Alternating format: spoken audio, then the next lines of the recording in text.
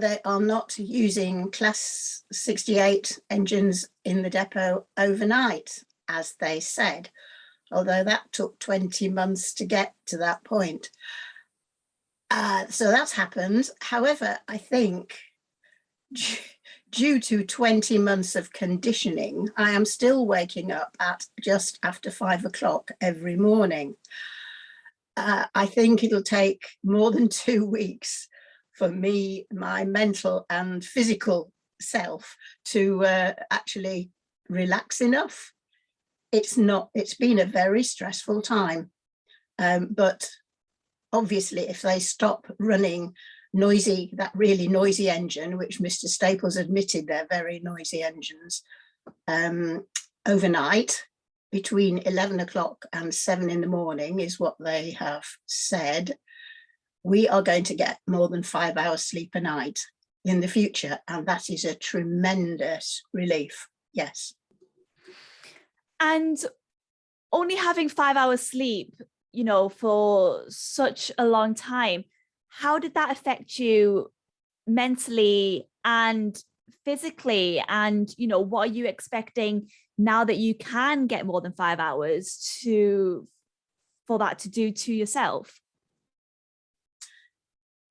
I have come to understand why sleep deprivation is used as a form of torture. If you're only getting 4 or 5 hours sleep a night, and you know it's going to carry on, as far as you know, forever, it's really totally demoralizing. You're obviously absolutely shattered during the day. You can't make up sleep, not proper, deep, proper sleep. And so you're exhausted through the day, and you go to sleep, or you try and go to sleep at 11 o'clock at night, and you hear the engine starting again. And they wake you up at 5 in the morning, and that goes on and on and on. And for me, I'm retired. I didn't have to get up and go to work. I know I've got neighbours who have been really badly affected by this.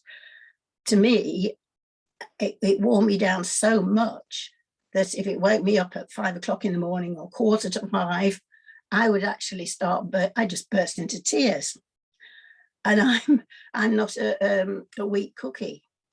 You know, I've had a pretty demanding and stressful career, but the constant lack of sleep, it wears you out. You end up totally exhausted. But one of the good things of being annoyed, infuriated, and retired meant that I could do, therefore, research, and on behalf of perhaps other people who didn't have the time, I was able to make a constant battle.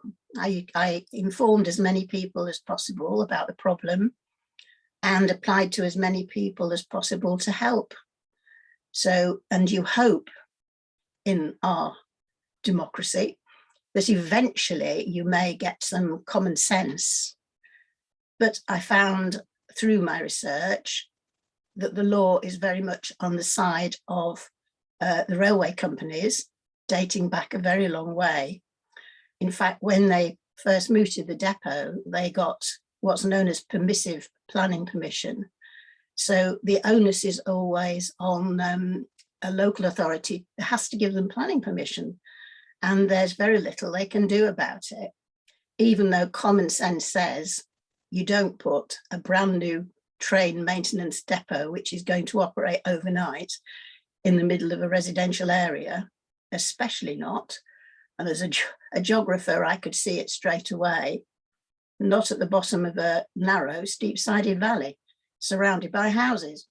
I'm hoping that common sense is now beginning to operate, but it meant a lot of research. Unfortunately, my O-level physics 50 years ago more did not include acoustics. So I've learned a lot about acoustics, about the law, about people's attitudes towards people who raise issues. And it's been, from that point of view, an interesting experience. But I had the luxury of having the time and the motivation to do it. How people have coped, if they've been working in the care sector, or they've been in the National Health Service, or teachers, anyone who's had to go to work with less than their proper sleep, I don't know how they've coped. I really don't.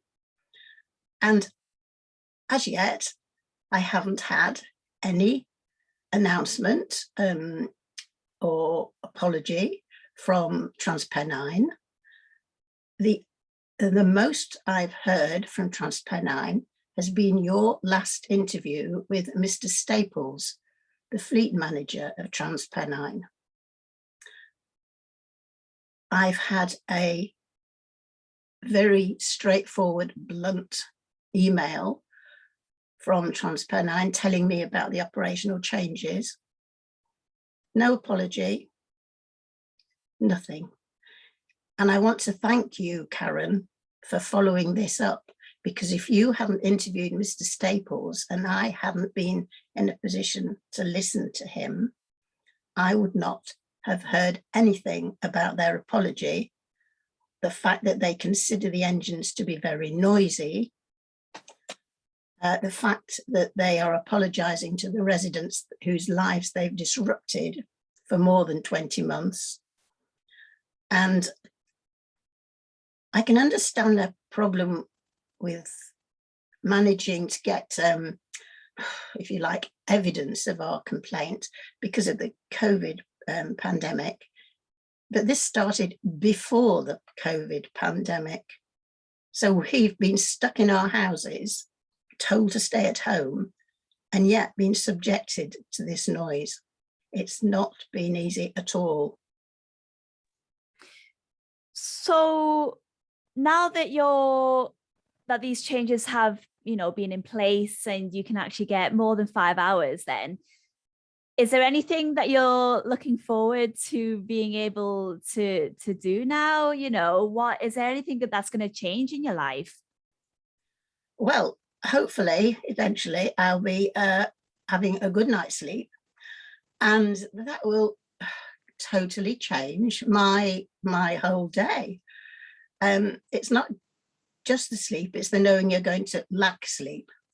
And the constant worry of that and the distress it causes, hopefully now has been lifted. I look forward to having a lot more energy. I mean, okay, older people, bound to run down a bit. But the last 20 months have been made an awful lot worse by TransPennine. And now I can only just hope for a much brighter, more energetic, better, less anxious future.